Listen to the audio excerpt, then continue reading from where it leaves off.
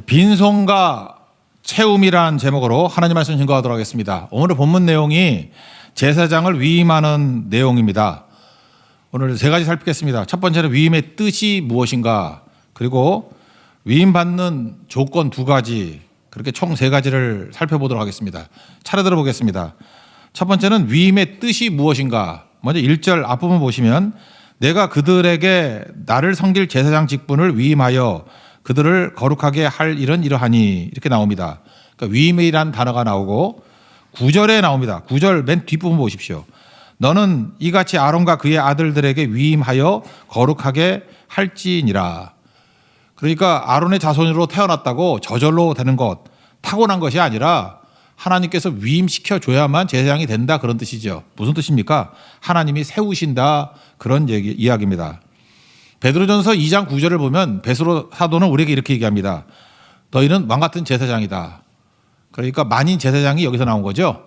우리도 제사장이라는 것입니다. 그래서 제사장 위임해 주는 것은 저 멀리 있는 얘기가 아니라 내 이야기고 우리 이야기라는 것입니다.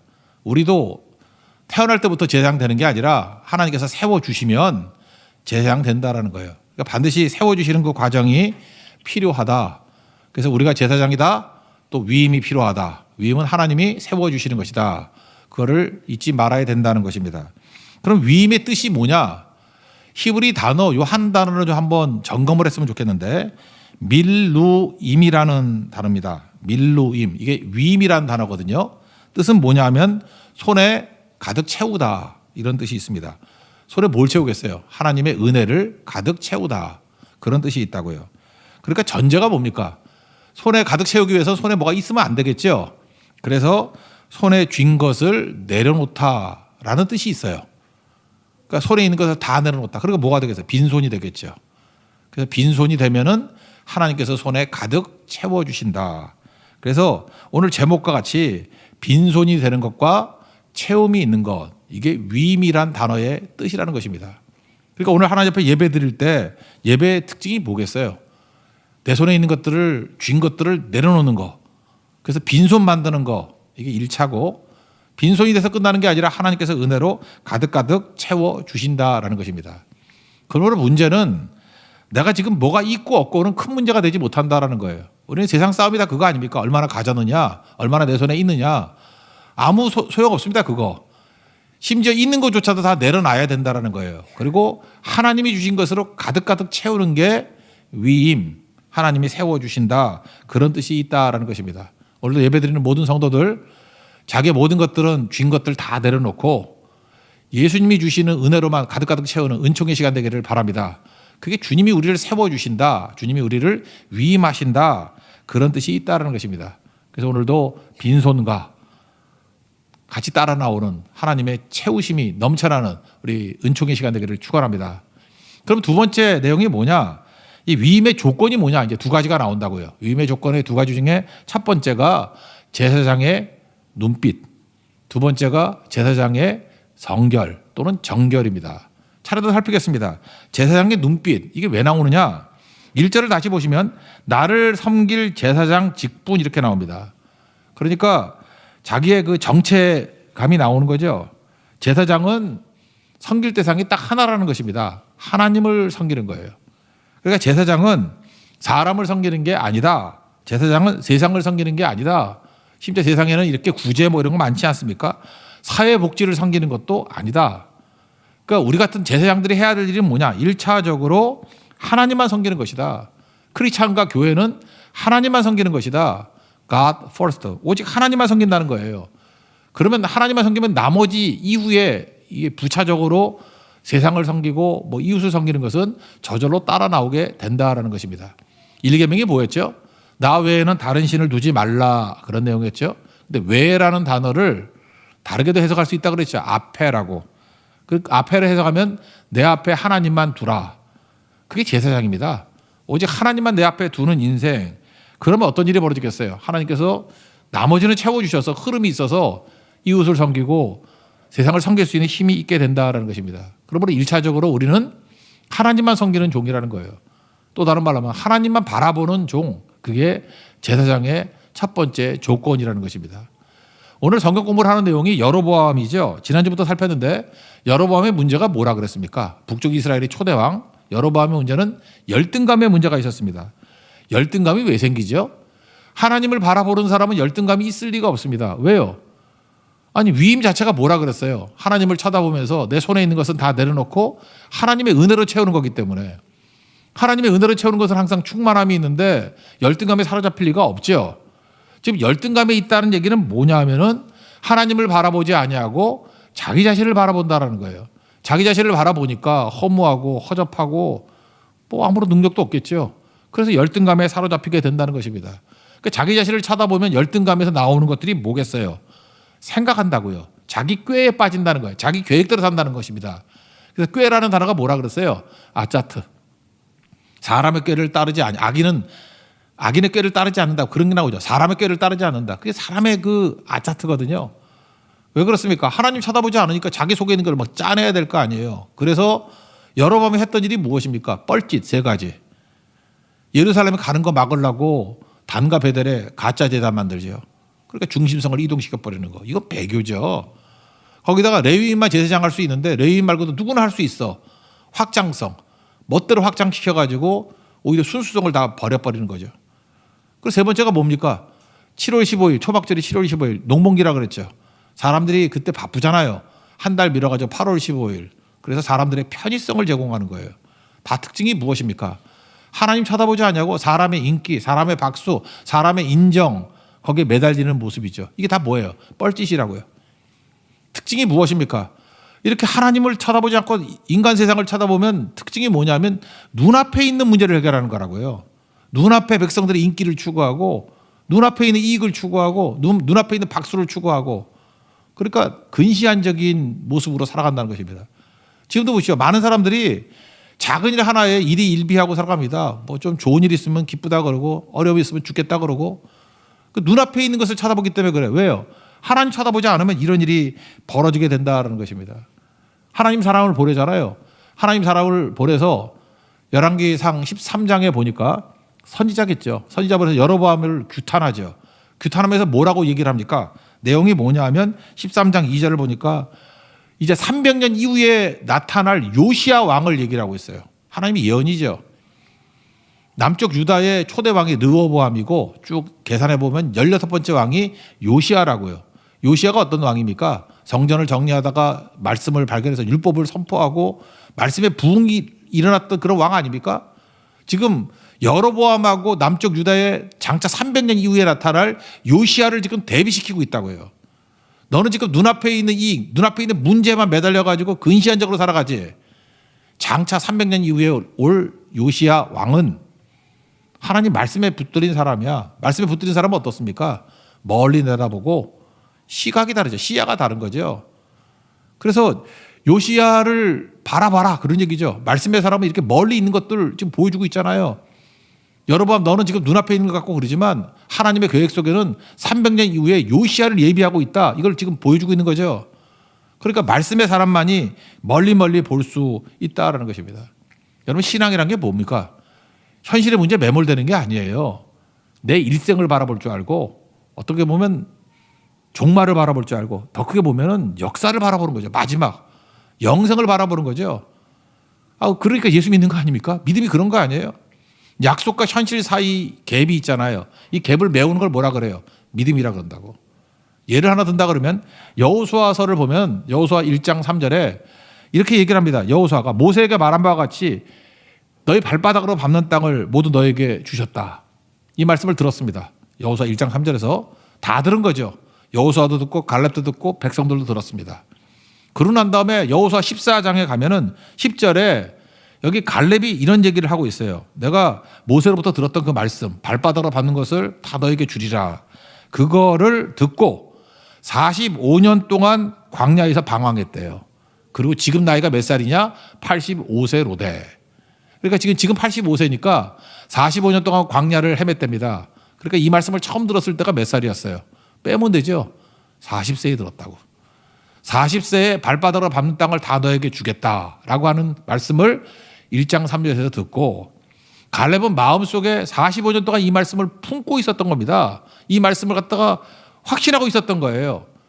그 약속을 붙들고 성취는 언제 이루어져요? 45년이 지난 85세. 그래서 그 유명한 여호수아 14장 12절에 나오는 말씀이 이 산지를 지금 내게 주소서 그러잖아요. 발바닥으로 밟으면 하나님이 다 주신다면서요. 내가 발바닥으로 밟겠습니다. 이 산지를 내게 주십시오. 그게 믿음이죠. 그러니까 무슨 얘기예요? 말씀은요. 눈앞에 있는 일을 바라보고 성취시키는 게 아니라 더 멀리 바라봅니다. 갈렙 같으면 45년, 뭐 요셉 같으면 죽고 난 다음에 내 뼈를 가지고 하라. 죽고 난 다음에도 말하고 있잖아요. 역사의 마지막을 볼 줄 알고 그 너머에 있는 영생을 볼 줄 아는 거, 그게 하나님 말씀의 능력이라는 것입니다. 그러므로 제사장이 하나님만 섬긴다는 건 무슨 뜻이겠어요? 멀리 바라보는 존재라는 거예요. 끝을 바라보는 존재라는 것입니다. 우리가 다 제사장들 아닙니까? 속지 마십시오. 지금 눈앞에 있는 문제만 쳐다보고 있으면 우리는 그냥 세상과 똑같은 거예요. 그런데 하나님께서 우리를 제사장으로 부르시고 위임시켜 주셨죠. 세워주셨죠. 우리는 하나님만 바라보는 시각을 갖고 있으면은 멀리 바라보는 눈이 열린다는 거예요. 멀리 바라본다는 건 무슨 얘기입니까? 결국 역사의 끝을 다 바라볼 수 있는 하나님의 시각을 갖게 된다. 그 얘기하고 똑같다라는 것입니다. 이걸 조금 더 부연 설명한다 그러면 우리 네팔에 자주 가죠. 네팔에 가면은 그 안나푸르나를 볼 때가 있습니다. 포카라라는 제2의 도시를 가면 그 뒤에 안나푸르나가 있거든요. 7,000m 넘는 산들입니다. 뭐 8,000m도 있다 그러는데 뭐 가보지 못했고. 근데 거기 가면 이제 산을 쳐다본다고요. 산을 쳐다볼 때 멀리 있는 산을 쳐다볼 때 느낌이 뭐냐면 지그시 쳐다봐요. 지그시. 여러분도 그렇습니다. 전부 다 멀리 쳐다보면 지그시 쳐다봐. 막 눈알에 힘을 주고 눈알이 튀어나올 정도 쳐다보는 사람 아무도 없어요. 다 지그시 쳐다봐요. 그래서 멀리 쳐다볼 때 그 눈빛이 정말 아름답습니다. 지그시 쳐다보는 거. 근데 멀리 쳐다볼 때 그 눈빛, 지그시 쳐다보는 것과 가장 비슷한 게 뭔지 알아요? 사랑하는 사람을 쳐다볼 때의 눈빛과 거의 유사해요. 사랑하는 사람을 쳐다볼 때, 사랑하는 아기들 뭐 이런 거 있잖아요. 예쁜 것들. 그런 거 쳐다볼 때 사람이 지그시 쳐다봐요. 예쁜 걸 보면서 눈이 튀어나오도록 막 그렇게 쳐다보는 사람 없어요. 지그시예요. 이 지그시 쳐다보는 그 눈빛, 그게 제사장의 눈빛이에요. 무슨 얘기냐? 하나님을 바라보는 거죠. 멀리 쳐다보는 그 시각과 똑같아요. 그 눈빛이 사랑하는 것을 바라보는 눈빛과 똑같다니까요. 그 눈빛, 그게 제사장의 눈빛이라고요.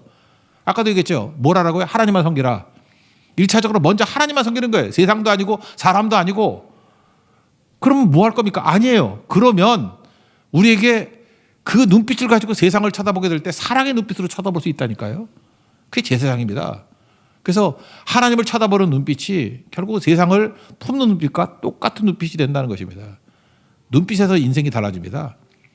여러분 무용 같은 거 하잖아요. 무용 잘한다고 무용이 아니고요. 진짜 대가들은 시선 처리를 잘해요. 눈빛이 어디로 가느냐. 그 옛날에 그 피겨 스케이트 할 때 김연아하고 아사다 마오가 라이벌이었죠. 한동안 그 올림픽에서 뭐 서로 경쟁하고 할 때 제가 심판 판정 나오기 이전에 김연아가 우승했다. 내가 이렇게 호언 장담했을 적이 있었습니다. 이유가 뭐냐? 김연아가 공연을 할 때 보니까 뭐 시합을 할 때 보니까 시선 처리가 눈빛이 보통 눈빛이 아니에요. 제가 빨려 들어간 줄 알았어요. 그죠? 지긋이 쳐다보는 그런 눈빛이에요. 반면에 아사다 마오의 눈빛은 어떤지 아십니까? 불안해하는 거예요. 눈알이 왔다 갔다 하면서. 기술적으로는 아사다 마오가 더 앞섰다면서요. 뭐 트리플 악셀이라고 해서 세 바퀴 반을 돈다며. 내가 볼 때 세 바퀴 반이 아니라 네 바퀴 반을 돌아도 그 눈으로 쳐다보면 꽝이야. 눈빛이 불안한 거예요. 눈빛이 믿음의 눈빛이 아니에요. 제가 어떤 팔이 안으로 굽어서 그런 게 아니라 김연아의 눈빛은 진짜 지그시 쳐다보는 눈빛이라고. 멀리 볼 줄 아는 눈빛이고요. 사랑하는 사람을 바라볼 때의 눈빛, 그거라고요. 그게 진짜 연기겠죠. 그게 진짜 실력이겠죠. 제사장으로 부르심 받은 우리가 가져야 될 눈빛이 바로 그거라고요. 그 눈빛 가지면 제사장으로 설 수 있는 조건이 된다는 것입니다. 언제 그런 일이 벌어져요? 하나님만 바라볼 때, 주만 바라볼 때, 주만 섬기는 자가 될 때, 여기 섬긴다는 게 예배거든요. 주만 예배하는 자가 될 때 그 눈빛을 갖습니다. 여러분 예배 잘 들으십시오. 그럼 눈빛이 바뀝니다. 그게 제사장의 눈빛이에요. 그 눈빛을 가지고 가면 어딜 가나 사람들은 왜 나를 이렇게 사랑스럽게 쳐다보지? 하는 그런 눈빛으로 인식을 한다는 거예요. 그래서 세상과 하나님 사이를 다리 놓는 제사장이 된다는 것입니다. 눈빛까지도 회개해야 됩니다. 우리 몽골 사람들 요즘 많이 만나지 않습니까? 근데 그 몽골을 가면은 몽골이 참 겨울에 춥답니다. 영하 50도가 넘고 험난한 곳이래요. 혹독한 겨울을 보내게 된다고 합니다. 그러니까 사람들 가족 가운데 죽기도 하고 뭐 전쟁도 많은 데니까 뭐 옛날 같으면 사람들 끌려가기도 하고. 그래서 몽골에서 어떤 사람이 너무 상처를 많이 입고 괴로워할 때 그 마을의 어르신이 그런 얘기를 한대요. 끌고 나와가지고 저 멀리 쳐다보라고. 4시간이고 5시간이고 뭐 심할 때는 한 10시간 쳐다보라고. 멀리 쳐다보면요. 지그시 쳐다보기 때문에 그러니까 지금 하나님 바라보는 시각하고 비슷한 거죠. 치유가 된대요. 그래서 누굴 쳐다볼 때 원망과 분노로 쳐다보는 게 아니라 사랑으로 품을 줄 알고 사랑의 눈으로 볼 줄 아는 그 힘이 생긴다는 것입니다. 하나님께서 우리에게 왜 주만 바라보고 주만 섬기라 그런지 아십니까? 눈빛이 필요하기 때문에 그래요. 멀리 보는 눈. 우리 크리스찬들은 어느 곳에 있든지 복수의 눈빛이 아니라 하나님을 바라보는 눈빛으로 동시에 이웃과 세상을 사랑으로 보는 눈으로 변화받는 우리 제사장의 눈빛을 갖는 하나님의 거룩한 종 되기를 축원합니다. 이게 첫 번째 조건이에요. 두 번째 조건은 뭐냐? 제사장의 정결이 있어야 된다는 것입니다. 깨끗함을 쓰신다는 거예요. 더러운 거 못 쓰죠. 디모데 후서 2장 20절과 21절에 보니까 이런 예를 듭니다. 큰 집에는 부잣집이죠. 큰 집. 금그릇도 있고 은그릇도 있고 나무 그릇도 있고 질그릇도 있고 귀한 그릇도 있고 천하게 쓰는 그릇도 있고 뭐 그렇겠죠. 여러 가지 그릇들을 나열합니다. 그러다가 반전을 해요. 21절에. 그릇이 좋고 나쁘고가 문제가 아니야. 누구든지 자기를 깨끗하게 하면 하나님께서 귀 쓰는 그릇이 된다. 그게 핵심 아니에요. 금이냐 은이냐가 중요한 게 아니라 깨끗하냐 안 하냐 깨끗하면 하나님이 쓰신다 그 얘기죠. 제사장도 마찬가지입니다. 누굴 씁니까? 깨끗한 종을 쓰십니다. 깨끗한 거. 깨끗함이 중요하다 그런 거죠. 저는 호박죽을 좋아하는데 호박죽 먹다가 파리 한 마리가 날라옵니다. 앵간히 날라와서 빠졌어요. 거기다가 살겠다고 막 허우적대다가 막 잠수했다가 뜨고 막 그래요. 그러면 여러분 어떻게 합니까? 파리 한 마리를 숟가락으로 꺼내가지고 파리가 먹어야 얼마나 먹겠어? 그리고 버리고 먹나요? 물론 그런 거지 같은 놈도 있겠지만 대부분의 사람들은 버리죠. 파리가 수영한 호박죽을 어떻게 먹어요 그걸? 그죠? 그것도 또 건더기라고 먹을 수도 못 하겠어요. 말도 안 되는 얘기죠. 그러니까 무슨 얘기입니까? 더러우면은 쓰임 받지 못한다는 거예요. 깨끗해야 쓰임 받을 수 있다 그런 얘기죠. 우리가 그렇습니다. 파리 한 마리가 별거 아닌 것 같지만 그렇지 않습니다. 깨끗해서요. 제가 대학교 때 들었던 그 교양 과목 중에 서양 문화사라는 과목이 있습니다. 김동길 교수가 했던 강의인데 거기서 지금도 그 김동길 교수님의 강의 중에 잊지 못할 게 하나가 있어요. 프랑스 대혁명사를 쭉 설명을 했거든요. 한 2시간 정도 했나? 그랬는데 그중에서 그 얘기를 하더라고요. 프랑스 대혁명을 할 때 강경파와 온건파가 대립을 했대요. 혁명 주체들 가운데. 강경파는 여러분 잘 아다시피 로베스피에르. 그래서 길로틴이라고 해서 단두대 만들어서 뭐 몇만 명 죽이고 자기도 나중에 단두대에 달려서 죽죠. 근데 그때 온건파 특별히 미라보라는 사람 미라보 당통 있는데 특별히 미라보가 더 앞섰대요.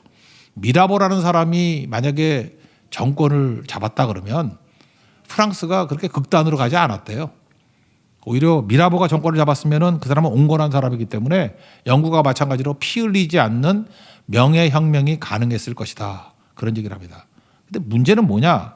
미라보가 되게 잘생긴 사람이거든요. 여러분 사진 한번 보세요. 당통은요 진짜 개떡같이 생겼어요. 그런데 미라보는 진짜 미남이에요. 그리고 젊었을 때 되게 인기가 좋았대.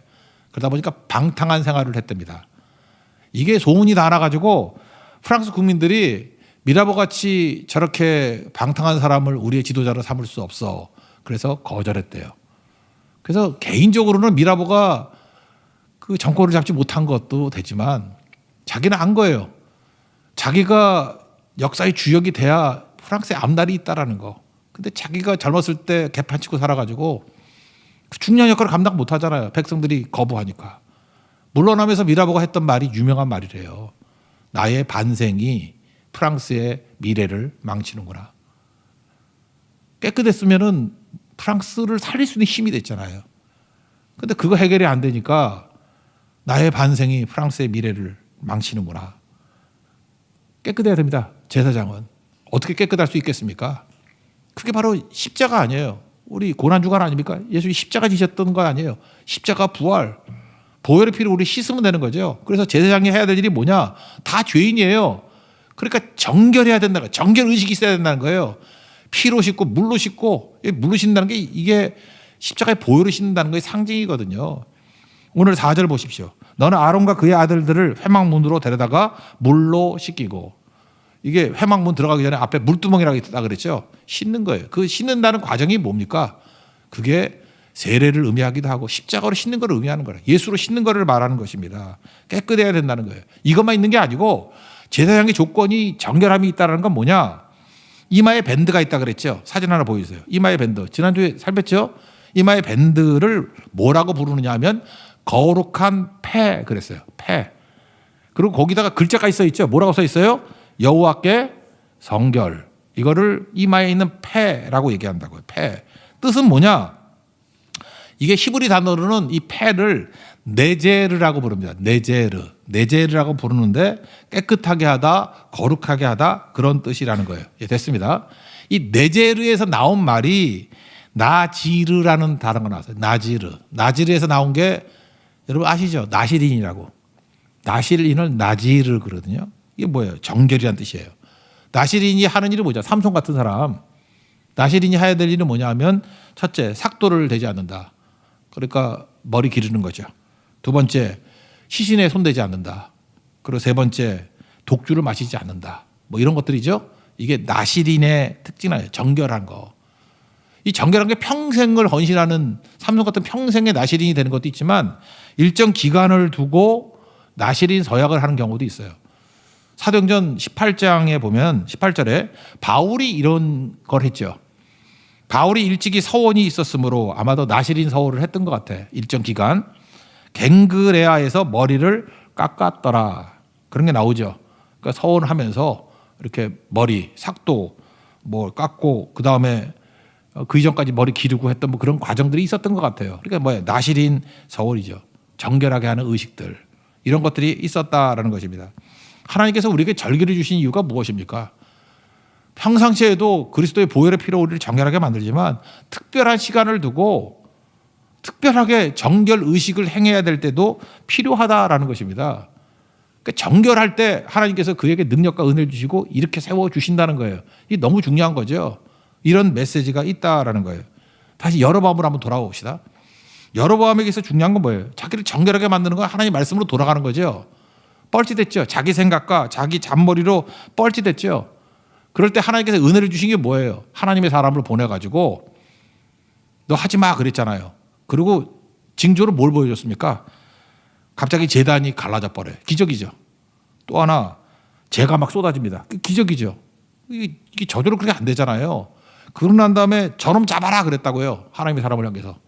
그랬더니 손이 말라버렸습니다. 그러니까 이 세 가지 기적이 있잖아요. 제단이 박살나고 재가 막 쏟아지고 그 다음에 자기 손이 저놈 잡아라 그럴 때 손이 말라버리고 그럴 때 열왕기상 13장 6절에 그 하나님의 사람을 향해서 이렇게 얘기합니다. 너는 나를 위해서 하나님의 은혜를 구하는 기도를 좀 해달라고. 그래서 내 손이 다시 성하게 되도록 기도해 주십시오. 이렇게 요청했습니다. 그랬더니 하나님께서 은혜를 주셔서 다시 온전한 손으로 돌아오게 되었다. 그런 얘기가 나옵니다. 잘 보세요. 여로보암에게 있어서 손이 말랐다가 은혜를 구해서 손이 다시 원상태로 돌아온 거, 이 회복이 끝입니까? 끝이 아니죠. 손이 돌아온 건 플러스 마이너스 제로 원상태 아니에요. 손이 돌아오는 게 아니라 사실 뭐가 돌아와야 돼요? 그의 상태가 돌아와야죠. 그의 상태가 뭐예요? 자기 의지하는 게 아니라 하나님 말씀 의지하고 자기 잔머리로 사는 게 아니라 뻘짓하는 게 아니라 우리 식으로 하면 예수님의 해답 대신 예수님을 붙드는 거, 그런 인생을 살아야 되는 거 아니에요? 근데 많은 순간에 이런 반복을 하고 있잖아요. 성경을 보면요, 이렇게 고집 부리는 사람이 있어요. 은혜를 헛되이 받는 거라고. 여러분, 우리하고 바로왕하고 여로보암하고 되게 비슷해요. 바로왕 보세요. 바로왕이 10가지 재앙이라 그러는데 10가지 재앙을 다른 말로 하면 10가지 은혜 아닙니까? 불순종으로 인해서 어떤 문제가 생겼어요. 문제라고 합시다. 그래서 하나님께 은혜를 구했더니 풀어줬죠. 그게 첫 번째 재앙 끝난 거 아니에요. 그래도 원상태로 돌아오는 거, 손만 돌아오는 거 끝나는 거예요. 상태가 안 돌아와. 그 두 번째 또 문제가 생겼어요. 또 은혜를 구했더니 두 번째 문제도 해결되죠. 관계 이파수 도구 한 칸이나 10가지가 나오잖아요. 쭉. 우리 인생도 그렇죠. 문제가 생기면 하나님 살려주세요 하고 은혜를 구하니까 하나님 은혜 주시죠. 그럼 은혜를 주셔서 원상태로 돌아오는 게 끝이 아니잖아요. 손이 돌아오는 게 아니라 상태가 돌아와야 되잖아요. 근데 우리는 그게 끝인 줄 안다고. 바로왕은 그걸 10번이나 반복하고 11번이죠. 정군 이끌고 추적하다가 홍해에서 다 전멸하지 않아요? 우리가 그러고 있다고요. 맨날 믿는다고 하는데 믿음의 내용이 뭐냐 하면 문제 생기면 싹싹 빌어가지고 은혜 구해서 회복되고 또 모른 척 또 깨지면 은혜 구하고 은혜는 기회인데 은혜를 헛되이 받는 거죠. 또 잊어버리고 바로 우리하고 너무 비슷하잖아요. 바로 욕할 게 아니잖아요. 똑같은 패턴으로 살았던 게 누굽니까? 여로보암 왕이에요. 문제가 생겼다고 그러면 하나님께서 은혜 주셔서 해결해 줬잖아요. 그럼 그 문제에서 눈앞에 있는 문제가 해결되면 끝나는 거냐고? 아니죠. 말씀으로 돌아와서 다시 먼 시각, 그죠? 멀리 하나님을 바라보는 하나님을 섬기는 시각으로 돌아오고 우리 식으로 하면 모든 문제에 해답 대신 예수님께 돌아오는 것이 돼야 되는 거 아니에요? 상태가 돌아와야 되잖아요. 안 돌아오죠. 바로왕입니다. 여로보암입니다. 왜 성경에 바로와 여로보암을 이렇게 길게 설명한지 알아요? 이게 우리 모습이기 때문에, 내 모습이기 때문에. 정결이 뭐예요? 손만 돌아오는 게 아니라 상태가 돌아오는 게 정결이라고. 완전히 회개로 돌아오는 거. 그게 하나님 백성들이 해야 될 일이라는 것입니다. 여러분 인생은 문제가 많습니다. 특별히 요즘에 보니까 제가 요즘에 40대들하고 대화를 많이 나누는데 40대가 힘듭니다. 40대들 진짜 사는 거 힘들어요. 첫째, 일도 힘들고요. 40대 일하는 게 너무너무 힘들어요. 그래서 몸에 병도 많아요. 병도 많고 오늘도 찬양하는 형제 보니까 뭐 백반증도 왔다 그러고 얼마나 힘들면 그랬어요. 근데 눈물 나요. 눈물 안 나지만 눈물 날 것 같아요. 눈물 나요. 아픈 사람 되게 많아요. 지금 막 너무 몸이 힘든 거야. 진짜 세상의 힘이 너무 힘들어가지고 감당을 못할 정도가 있고 거기다 아이도 키워야 되잖아요. 육아의 짐까지도 있고. 거기다가 또 재정도 문제죠. 이거 한국 구조적인 게 영끌했던 게 다 40대들이거든. 돈 막 끌어가지고 뭐 집도 사고 막 빚도 많아요.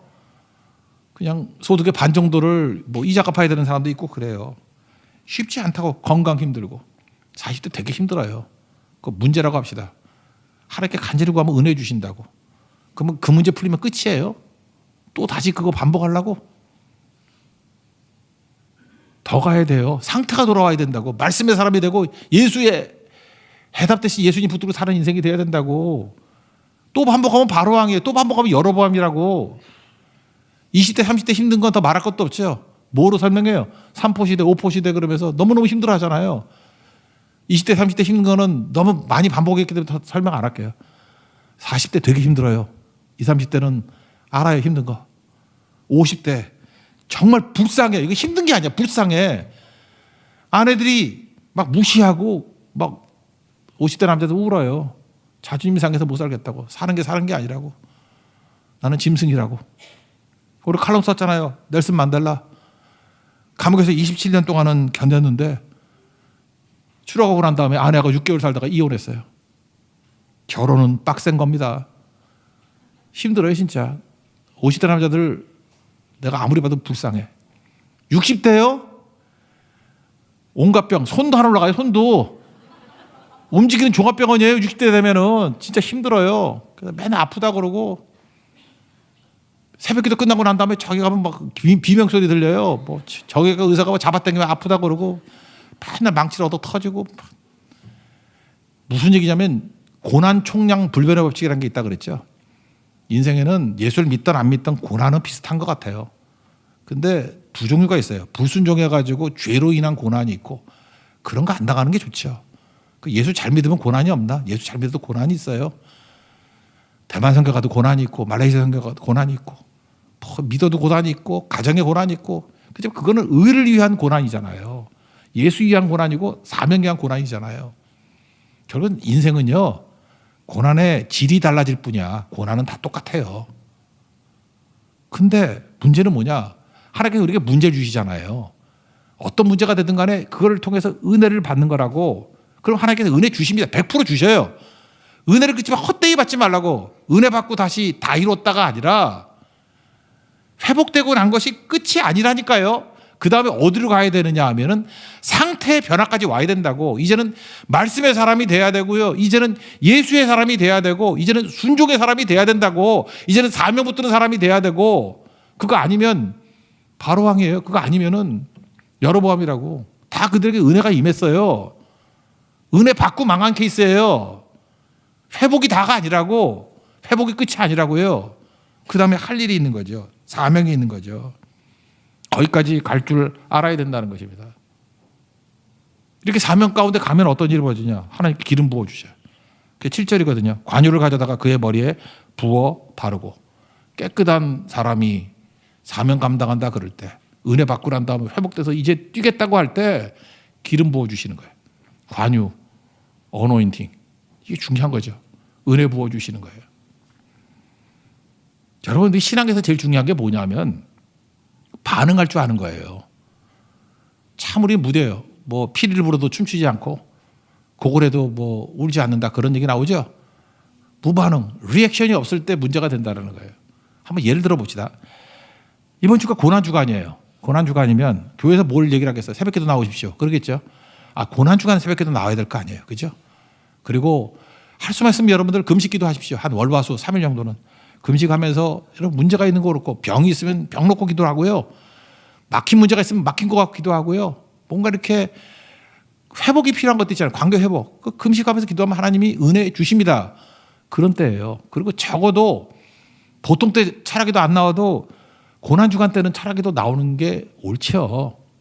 이렇게 얘기를 해요. 그러면은 예수 오래 믿은 사람은요, 제가 맨날 고난주간에 하는 얘기야. 그리고 반응 안 해요. 뭐 그런 거야. 그리고 휴대폰에서 문자를 확인하고 있어. 이게 바로예요. 이게 여로보암이고. 문제가 해결됩니다. 하나님 은혜 그때 주셔서. 그러니까 맨날 문제만 벗어나고 그거 계속 은혜를 헛되이 받는 거거든요. 계속 은혜를 헛되이 받다 보면 바로왕 결론 몰라요? 여로보암 결론 몰라요? 망합니다. 그래서 중요한 게 뭐예요?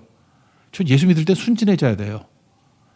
뭐 이렇게 말씀이 우리를 자극을 주면은 반응을 해야 된다니까요. 회복에서 끝나는 게 아니라 한 걸음 더 나가야 돼요. 이렇게 은혜를 받았는 내가 이 은혜를 어찌 갚을까 하면서 부르심에 순종하고 반응하고 나아가면 기름 부어주시는 엄청난 은혜의 백성이 된다고요. 그럼 뭐예요? 충만해지고 그 다음에 흐름이 생긴다고요. 흐름이. 이게 하나님 백성이 살아가는 길이라는 것입니다. 우리 누구라고요? 제사장이에요. 왕같은 제사장이라고. 제사장은 날 위해서 하는 존재가 아니에요. 백성과 하나님을 연결시키는 존재 아니에요. 쓰임 받는 거. 그러기 위해서는 문제 해결해서 끝나는 게 아니라는 것입니다. 그러지 않으면 여러분들 헛수고하고 있는 거예요. 은혜를 헛되이 받고 있는 거라고. 더 가셔야 됩니다.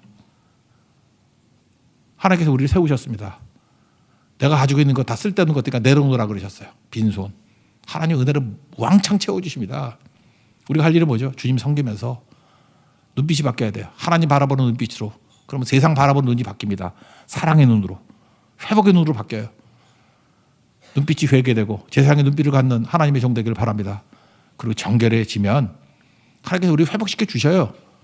그 다음에 할 일이 뭐죠? 은혜로 끝나는 게 아니라 사명으로 나가야 된다는 거예요. 그러면 성령으로 기름 부어주시고 권능 있는 하나님의 종으로 쓰임받는 영광스러운 제사장 될 것입니다. 그 길 걸어가는 하나님의 종 되기를 축원합니다. 자리에 세련하겠습니다. 예수로 사는 인생 찬양하겠습니다.